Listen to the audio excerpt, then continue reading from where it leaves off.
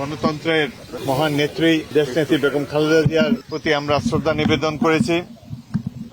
1971 মহান মুক্তিযুদ্ধের স্বাধীনতার ঘোষক শহীদ রাষ্ট্রপতি জিয়াউর রহমানের প্রতি সম্মান প্রদর্শন করছি এবং উভয়ের রুহের মাগফিরাত কামনা করছি।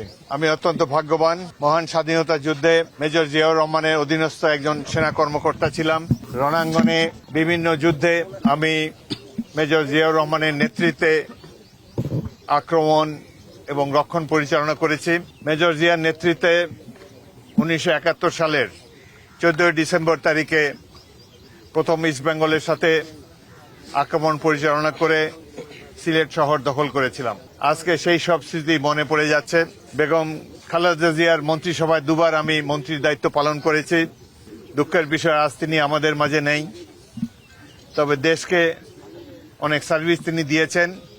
সংসদীয় গণতন্ত্র তিনিই প্রবর্তন করেছিলেন এই দেশে এবং শহীদ রাষ্ট্রপতি জিয়াউর রহমান তার সততা দেশপ্রেমের কারণে দেশবাসীর মনে এক অক্ষয় অব্যয় স্থান দখল করে আছেন। অপটিক্যাল ব্রাইটেনার, কালার গার্ড এবং জার্ট লক সমৃদ্ধ অ্যাডভান্স ফর্মুলায় এলো নতুন রে ডিটারজেন্ট পাউডার।